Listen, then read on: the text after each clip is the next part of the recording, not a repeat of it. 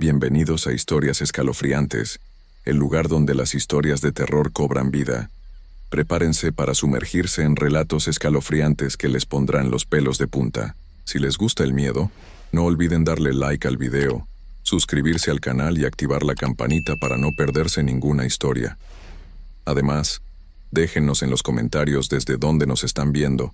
Queremos saber de qué rincón del mundo nos acompañan. Ahora apaguen las luces, suban el volumen y déjense llevar por el terror.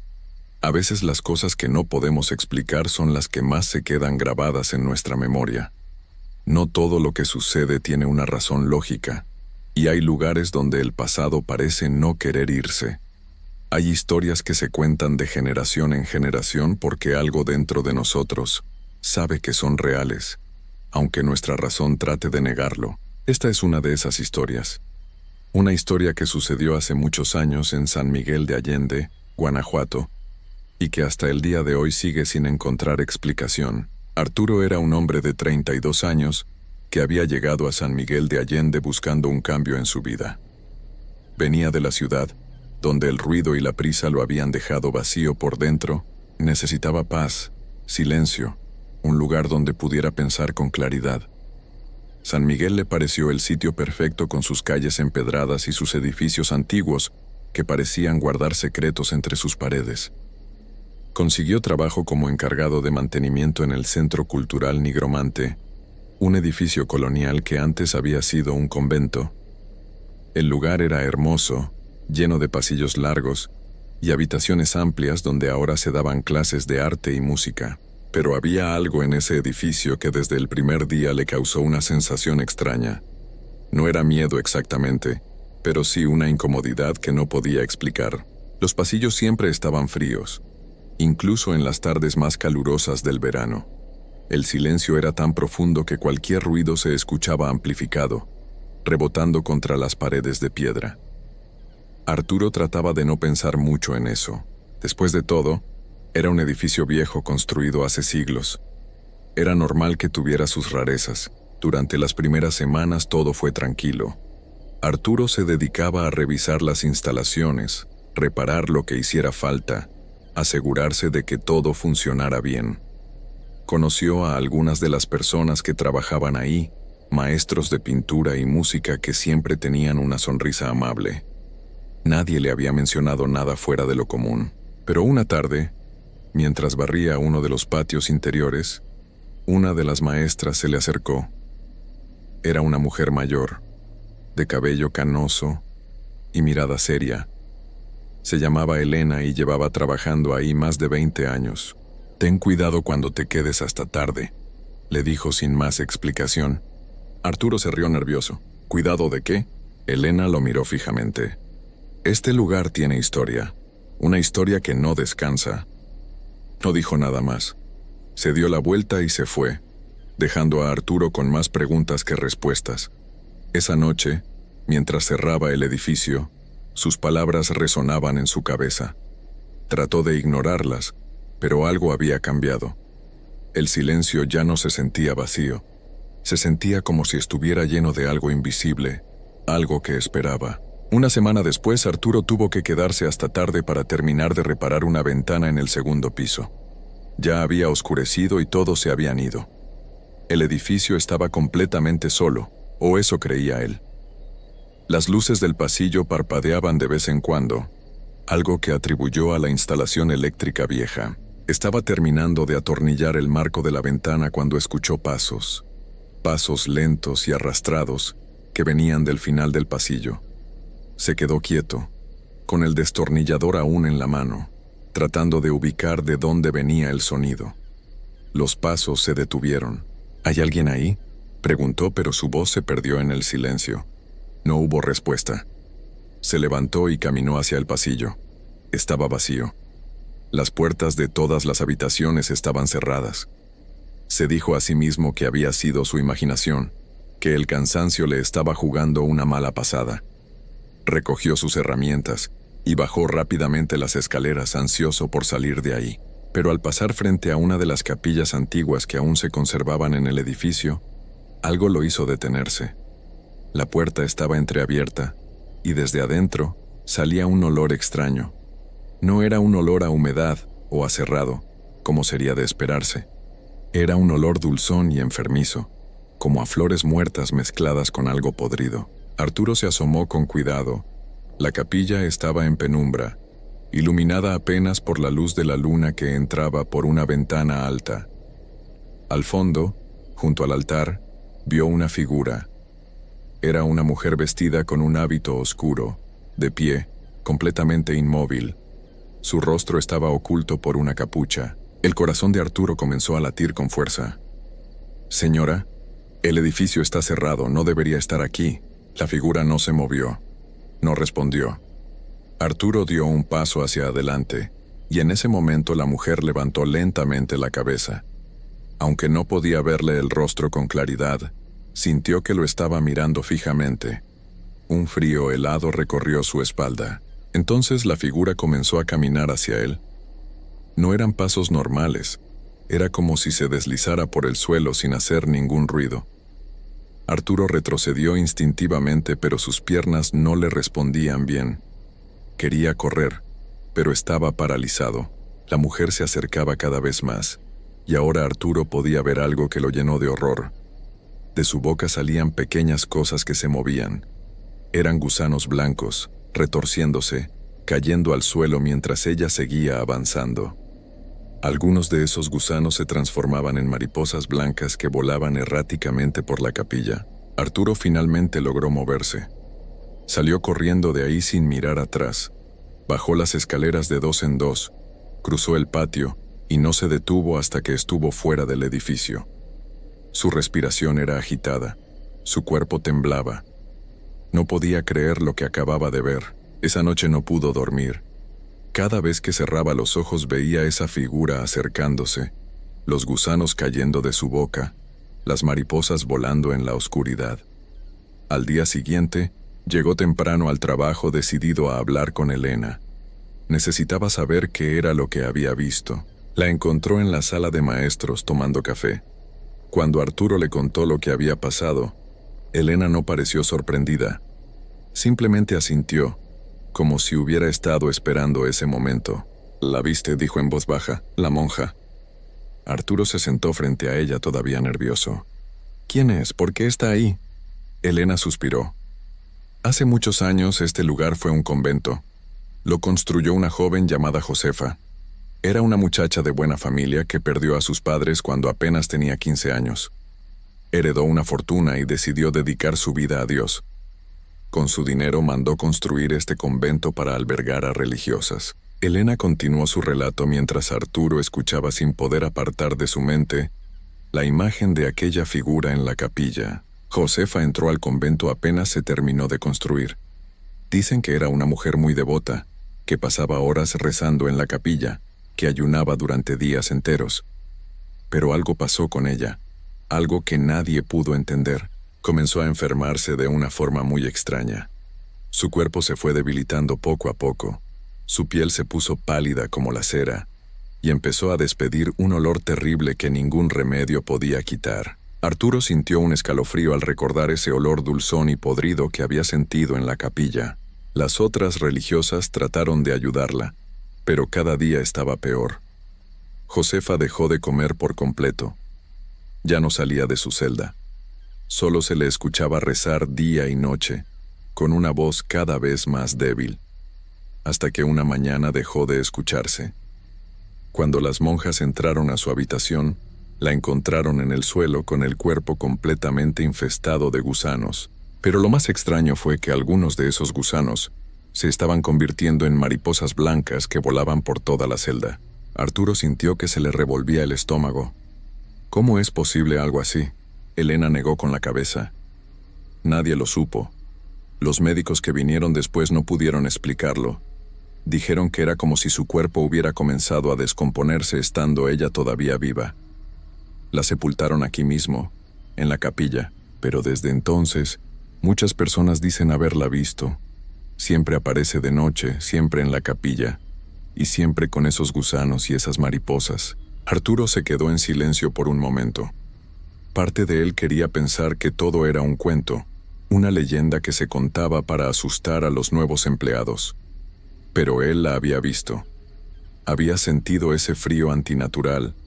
Había visto los gusanos cayendo de su boca. ¿Por qué sigue aquí?, preguntó finalmente. Elena lo miró con tristeza. Hay quienes dicen que Josefa hizo algo terrible antes de entrar al convento. Algo por lo que nunca pudo encontrar perdón, ni siquiera después de dedicar su vida a la oración. Otros dicen que su devoción era tan intensa, tan obsesiva, que su espíritu simplemente no pudo irse. Se quedó atrapada aquí, en este lugar que ella misma construyó, repitiéndose una y otra vez su penitencia. Los días siguientes fueron difíciles para Arturo. Trataba de hacer su trabajo con normalidad, pero no podía evitar sentirse observado todo el tiempo. Cada sombra lo hacía saltar, cada ruido lo ponía alerta. Ya no se quedaba hasta tarde. Siempre procuraba irse antes de que oscureciera, pero una tarde, mientras revisaba unas tuberías en el sótano del edificio, la puerta que daba a las escaleras se cerró de golpe. Arturo corrió hacia ella y trató de abrirla, pero estaba trabada. Empujó con fuerza, pero no cedía. El pánico comenzó a apoderarse de él. «¡Ayuda! Estoy aquí abajo», gritó, pero sabía que no había nadie más en el edificio a esa hora. La única luz que tenía era la de su linterna. El sótano era un laberinto de pasillos estrechos y habitaciones pequeñas que en su tiempo habían servido como bodegas y celdas de castigo. Arturo caminó buscando otra salida, pero cada puerta que encontraba estaba cerrada o daba a otra habitación vacía. Entonces escuchó algo que hizo que se le helara la sangre. Era un canto, una voz femenina que cantaba algo en latín, una oración que resonaba por todos los pasillos del sótano. La voz venía de todas partes y de ninguna al mismo tiempo. Arturo apuró el paso, desesperado por encontrar una salida. El canto se hacía cada vez más fuerte, más cercano, y entonces la vio de nuevo. Al final de uno de los pasillos, iluminada apenas por la luz tenue que se filtraba desde alguna rendija, estaba la monja. Esta vez estaba de frente. Arturo pudo ver su rostro y lo que vio lo marcó para siempre. Su piel estaba grisácea y hundida. Los ojos eran solo dos cavidades oscuras, y de su boca abierta salían docenas de gusanos blancos que caían al suelo formando un charco viscoso. Las mariposas volaban a su alrededor, chocando contra las paredes. La monja extendió su mano hacia él, como pidiéndole que se acercara. Su boca se movía pero no emitía palabras, solo ese canto que parecía venir de otro mundo. Arturo retrocedió, tropezó y cayó al suelo. La linterna rodó lejos de él, dejándolo casi en completa oscuridad. La monja comenzó a avanzar hacia él con esos movimientos antinaturales, deslizándose sin hacer ruido. Arturo gateó hacia atrás hasta que su espalda chocó contra la pared. No había escapatoria. La figura se detuvo frente a él. Arturo podía oler ese olor nauseabundo. Podía ver los gusanos cayendo a centímetros de sus piernas. Cerró los ojos con fuerza, esperando lo peor. El canto se hizo ensordecedor, llenando cada rincón de su mente. Y entonces, de repente, todo se detuvo. El silencio regresó. Arturo abrió lentamente los ojos. La monja ya no estaba. Tomó su linterna con manos temblorosas y corrió sin dirección fija, hasta que finalmente encontró una escalera diferente que lo llevó a la planta baja. Salió del edificio y no volvió a entrar. Al día siguiente Arturo renunció. No dio explicaciones, no quiso hablar con nadie. Simplemente se fue de San Miguel de Allende y nunca regresó. Pero las pesadillas lo siguieron. Cada noche soñaba con la monja, con su rostro desfigurado, con los gusanos y las mariposas. Cada noche escuchaba ese canto que parecía llamarlo de vuelta. Pasaron los meses y Arturo trató de hacer una vida normal en otro lugar, pero algo había quedado roto dentro de él. Ya no podía estar en lugares silenciosos, porque escuchaba el canto.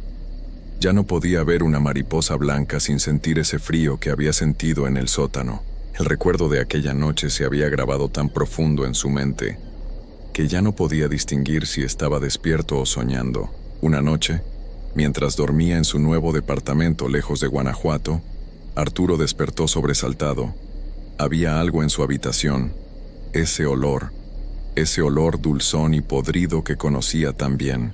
Se incorporó en la cama y entonces la vio, de pie junto a la ventana. La monja lo había seguido. Nunca había estado atrapada en el convento. Ella lo había elegido a él. Arturo quiso gritar pero no pudo. La monja se acercó lentamente, y mientras lo hacía, los gusanos comenzaron a caer de su boca formando un rastro en el suelo. Las mariposas blancas volaban por toda la habitación, chocando contra las paredes, contra el techo. El canto volvió, más fuerte que nunca, llenando cada espacio. Esta vez no había escapatoria. Esta vez no había forma de huir. Arturo entendió en ese momento que había algo peor que la presencia de la monja. Era saber que nunca iba a poder librarse de ella, que había cruzado una línea al verla aquella primera noche, y que ahora estaba condenado a vivir con ese horror persiguiéndolo hasta el último de sus días. La monja extendió su mano y finalmente lo tocó. Arturo sintió un frío que le quemaba la piel, un vacío que le absorbía todo pensamiento.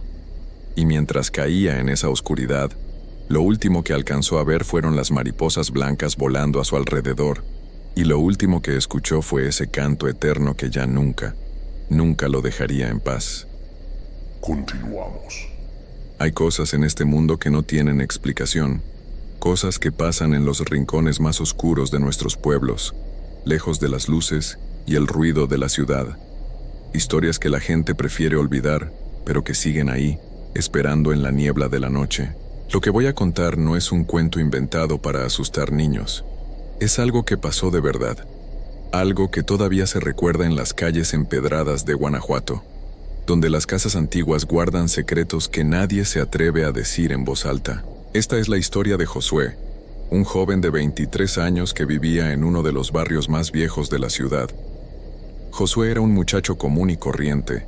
Trabajaba en una tienda de abarrotes cerca del centro y vivía con su madre en una casa pequeña de paredes de adobe.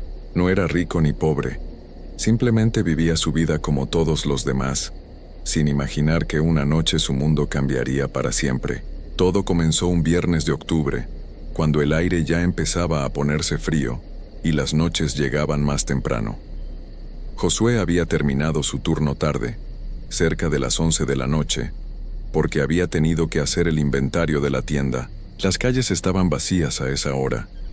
Solo se escuchaba el eco de sus pasos sobre las piedras del camino y el viento que soplaba entre los callejones. Para llegar a su casa, Josué tenía que pasar por el puente viejo que cruzaba el río Seco. Era un lugar que a muchos no les gustaba, especialmente de noche.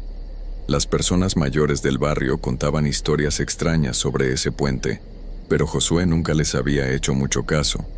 Para él eran solo cuentos de los abuelos para entretener a los niños. Esa noche, mientras caminaba con las manos en los bolsillos de su chamarra, sintió que el frío era diferente.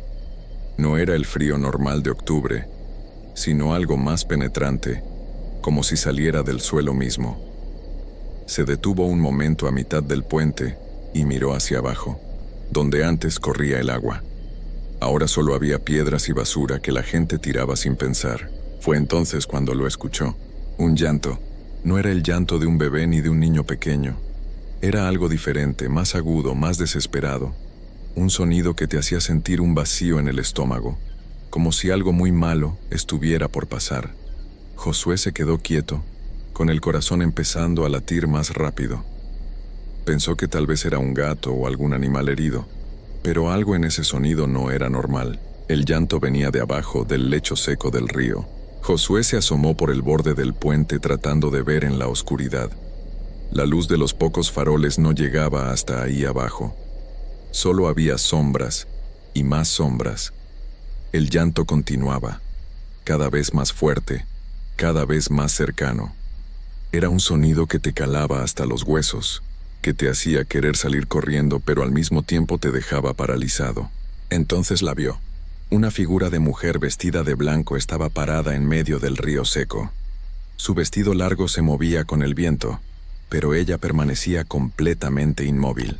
Tenía el pelo negro y largo que le caía por la espalda, y aunque Josué no podía ver su cara, sabía que algo estaba muy mal.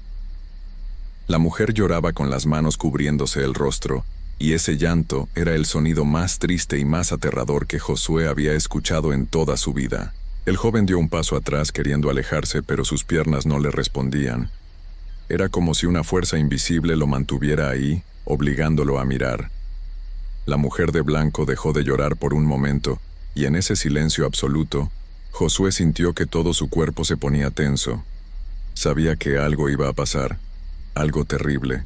Lentamente, muy lentamente, la mujer levantó la cabeza. Aunque estaba lejos y la oscuridad lo cubría todo, Josué pudo ver que donde debía estar su cara había solo sombra. No tenía ojos, no tenía boca, solo un vacío negro que parecía absorber toda la luz a su alrededor. Y entonces, con una voz que no parecía humana, la mujer gritó. El grito resonó por todo el lugar, rebotando en las paredes de las casas cercanas. Josué sintió que las piernas le flaqueaban y casi cae al suelo. El miedo era tan grande que no podía ni respirar bien. Quiso correr, pero antes de poder moverse, la mujer de blanco empezó a flotar.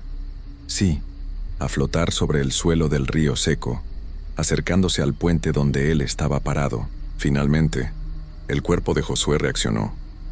Dio media vuelta y corrió como nunca había corrido en su vida. Sus pies golpeaban las piedras del puente mientras escuchaba detrás de él ese llanto horrible que se hacía cada vez más fuerte. No se atrevía a voltear. No quería ver si la mujer lo estaba siguiendo.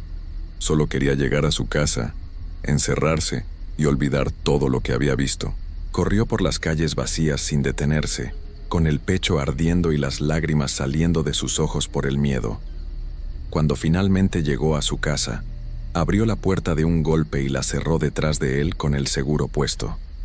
Se dejó caer al suelo, respirando agitadamente con todo el cuerpo temblando. Su madre salió de su cuarto preocupada por el ruido. «Josué, ¿qué pasó? ¿Por qué llegas así?» Pero Josué no podía hablar. Solo negaba con la cabeza, abrazándose las rodillas, tratando de convencerse de que todo había sido su imaginación, que estaba cansado y había visto cosas que no eran reales. Pero en el fondo de su corazón sabía la verdad.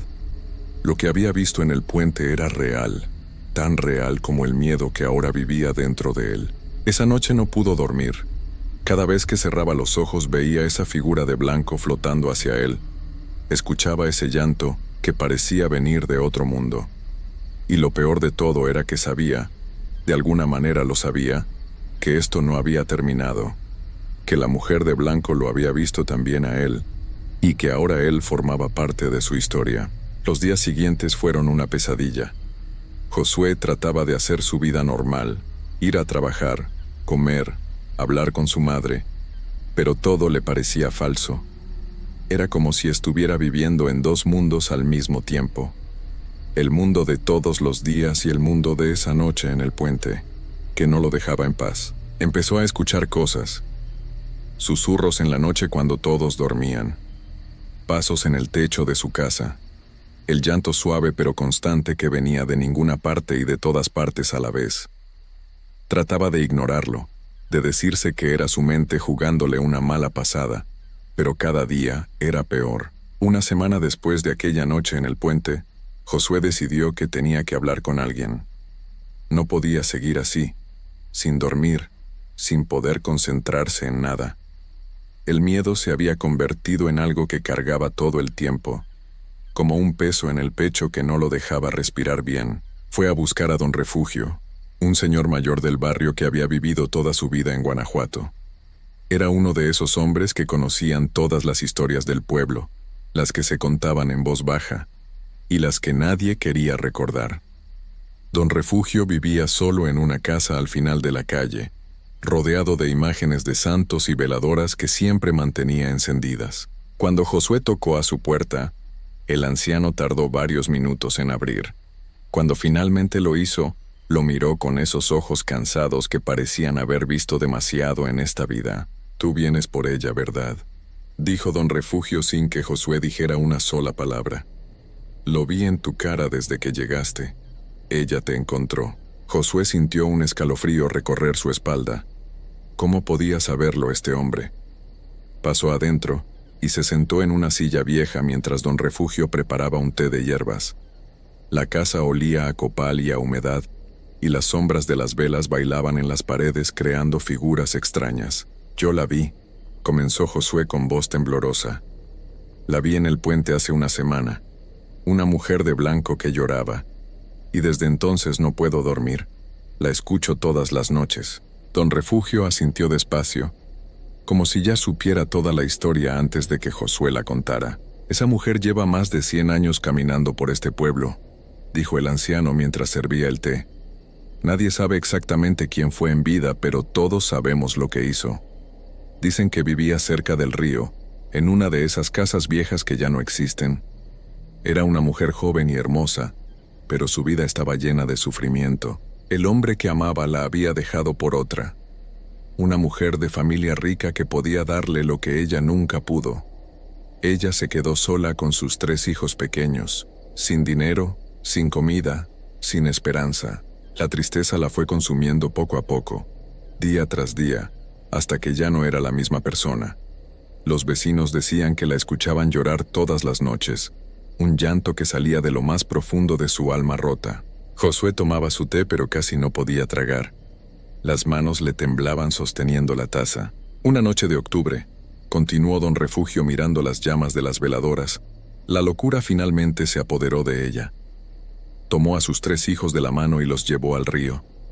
En ese entonces, el río traía mucha agua, agua fría y oscura que corría rápido. Los niños no entendían qué pasaba. Confiaban en su madre como confían todos los niños. Ella les dijo que iban a estar mejor, que ya no iban a sufrir más, que iban a ir a un lugar donde nadie los lastimaría, y entonces lo hizo. Dejó que el río se los llevara uno por uno mientras ella los sostenía bajo el agua. Sus propios hijos, su propia sangre. Cuando terminó y vio lo que había hecho, cuando la locura se fue por un momento y entendió la realidad, el horror de lo que acababa de hacer la destrozó por completo. Se lanzó ella misma al río, buscando reunirse con sus hijos en la muerte, pero su castigo no fue morir. Su castigo fue quedarse aquí, buscándolos por toda la eternidad. Ahora camina por el río seco, por los puentes, por las calles de noche, llorando y buscando a sus hijos que nunca va a encontrar. Y cuando ve a alguien, especialmente a los jóvenes, los sigue, los persigue, porque en su locura cree que tal vez ellos saben dónde están sus niños. Josué dejó la taza sobre la mesa. Las manos le sudaban y sentía un nudo en la garganta. ¿Pero qué puedo hacer?, preguntó con desesperación. ¿Cómo hago para que me deje en paz? Don Refugio negó con la cabeza lentamente. No hay nada que puedas hacer, muchacho. Una vez que ella te ve, una vez que cruzas su camino, ya es parte de tu vida. Puedes rezar, puedes poner protecciones en tu casa, puedes hacer lo que quieras, pero ella va a seguir ahí. Algunos dicen que si te alejas del pueblo ella no puede seguirte. Pero yo he conocido gente que se fue lejos, y aún así la seguían escuchando. Ella no olvida. Josué sintió que el mundo se le caía encima. No podía ser verdad. No podía ser que no hubiera escapatoria. ¿Ha habido otros como yo?, preguntó con un hilo de voz. Muchos, respondió el anciano. Algunos enloquecieron con el tiempo, sin poder dormir, sin poder vivir normalmente.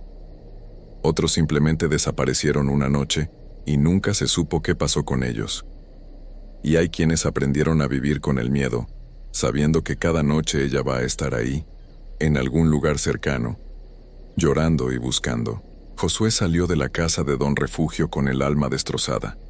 El sol todavía estaba alto en el cielo, pero él ya sentía el peso de la noche que vendría. Caminó por las calles del barrio viendo todo con otros ojos. Las risas de los niños jugando, las señoras platicando en las esquinas, los perros corriendo libremente.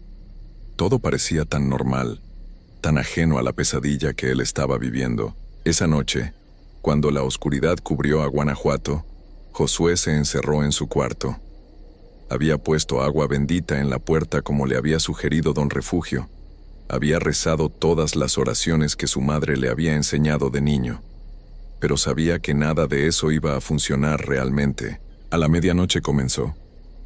Primero fue un susurro lejano, apenas perceptible. Luego el llanto, ese llanto que ya conocía tan bien, que se había grabado en su mente como una marca que nunca se iba a borrar. Estaba más cerca esta vez. Ya no venía del puente ni de la calle. Venía de afuera de su ventana. Josué cerró los ojos con fuerza, tapándose los oídos, pero el sonido atravesaba todo. Era como si estuviera dentro de su cabeza, resonando en cada pensamiento. Escuchó entonces algo que lo heló hasta el alma. Pasos en el techo de su casa. Pasos lentos, arrastrándose, caminando de un lado a otro justo encima de donde él estaba acostado. Escuchó la voz clara como si estuviera en su mismo cuarto. ¿Dónde están mis hijos? Las lágrimas comenzaron a correr por el rostro de Josué.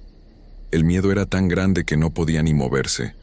Quería gritar, pedir ayuda a su madre que dormía en el cuarto de al lado, pero sabía que no serviría de nada. Esto era entre él y esa cosa que había visto en el puente. Los pasos en el techo se detuvieron justo encima de él. Hubo un silencio pesado, tan denso que parecía sólido. Josué abrió los ojos lentamente y miró hacia el techo. En la oscuridad de su cuarto podía ver una sombra, una figura oscura que se filtraba a través de las vigas de madera, como si las paredes no fueran obstáculo para ella. La figura de mujer comenzó a descender. No bajaba como bajaría una persona normal, sino que simplemente se materializaba, haciéndose más sólida, más real. El vestido blanco brillaba con una luz propia que no venía de ninguna parte. Su pelo negro caía como cortinas a ambos lados de su cara, pero donde debía estar su rostro, solo había esa oscuridad vacía que Josué recordaba del puente. Ella se acercó a la cama. Josué podía sentir el frío que emanaba de ella, un frío que no era de este mundo. Su cuerpo estaba completamente paralizado, no por elección sino porque algo más fuerte que él lo mantenía inmóvil. La mujer se inclinó sobre él, y aunque no tenía ojos, Josué sabía que lo estaba mirando directamente al alma. ¿Dónde están?, susurró ella con esa voz que sonaba como muchas voces hablando al mismo tiempo. ¿Dónde están mis niños? Tú los viste, tú sabes dónde están. Josué quiso decir que no, que él no sabía nada, que por favor lo dejara en paz, pero no podía hablar. Solo podía mirarla con los ojos muy abiertos mientras las lágrimas seguían cayendo. La mano de la mujer, blanca como el hueso y fría como el hielo, se extendió hacia el rostro de Josué. Sus dedos largos y huesudos casi tocaron su mejilla cuando de pronto se detuvo. Algo en el ambiente cambió. Ella ladeó la cabeza como escuchando algo que Josué no podía oír. Volveré, dijo con esa voz terrible. Cada noche volveré hasta que me digas dónde están. No podrás escapar, no podrás esconderte. Soy parte de ti ahora. Y así como había aparecido, se desvaneció. La habitación volvió a su temperatura normal. El peso en el pecho de Josué se alivió un poco, y finalmente pudo moverse. Se sentó en la cama, temblando, llorando, abrazándose a sí mismo como un niño asustado. Los meses siguientes fueron un infierno para Josué. Dejó de ir a trabajar, ya no salía de su casa. Su madre estaba desesperada viéndolo consumirse poco a poco. Había adelgazado mucho, tenía ojeras profundas y parecía haber envejecido 10 años en solo unas semanas. Los vecinos murmuraban, algunos decían que estaba enfermo, otros que había perdido la razón. Pero Josué sabía la verdad. Sabía que cada noche sin falta ella vendría. A veces solo escuchaba el llanto afuera de su ventana.